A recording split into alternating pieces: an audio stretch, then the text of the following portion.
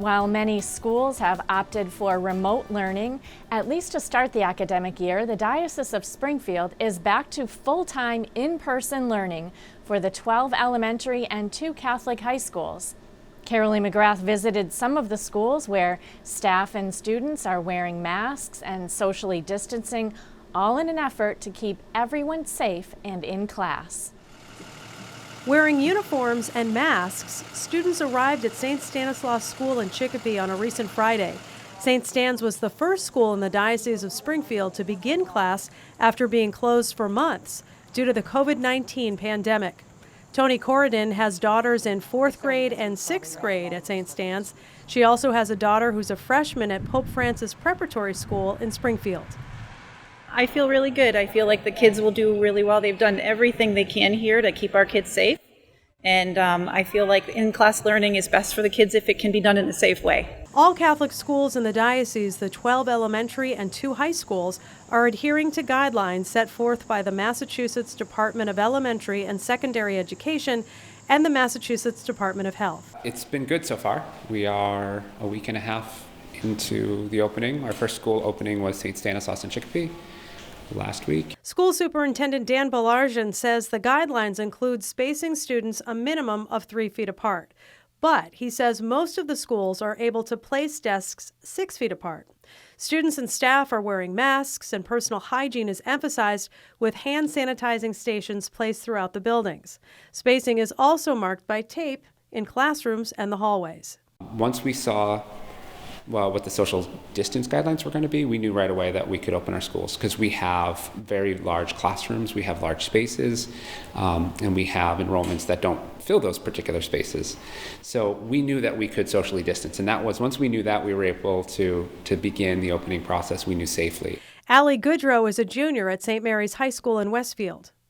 Very happy. I'm happy that we have this opportunity.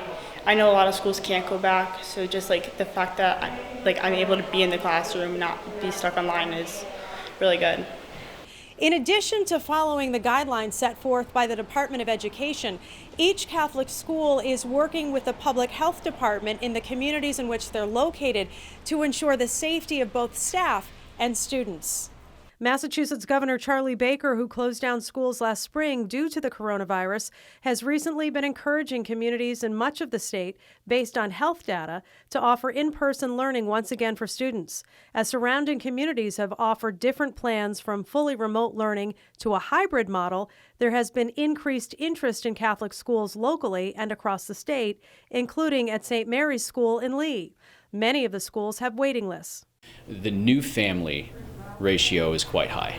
So we have a lot of retention of families that wanted to be here, that want to continue being part of the St. Mary's Lee family, but then also all of our other schools that we're seeing an uptick. I am so happy to be back. It's just a blessing to be able to do this.